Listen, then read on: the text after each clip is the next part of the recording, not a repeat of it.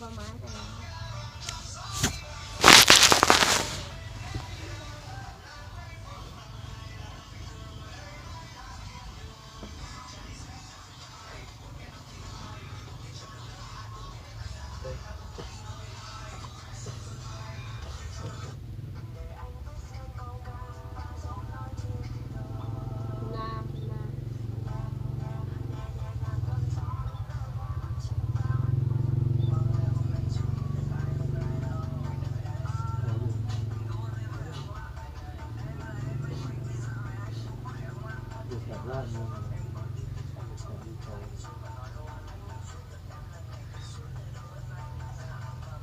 Con trai không có, nhưng mẹ thả và vậy đấy.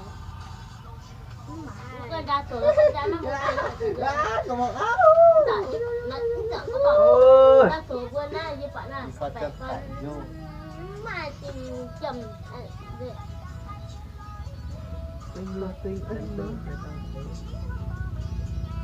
Rồi con chơi dây nhá, chơi dây nhá.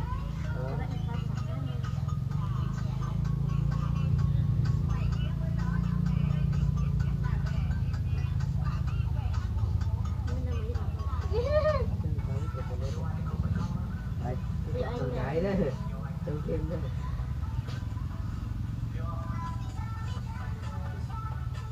Mới chạy tụt dây nữa mà điên na, mới lấy được tao hai đấy.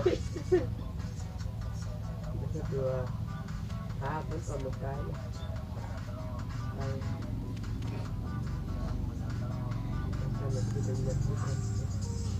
Con gì? Tao quay một con đường con cái xuống trà đấy. Không biết. Cái như này thì ai cũng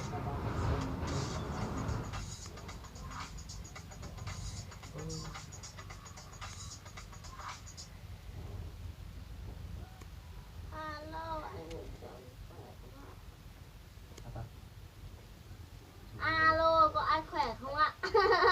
tôi đặt gì đấy. Mà tắt câu nè. Tắt á. À. Người ta đéo. Nhìn xuyến rồi. Bắt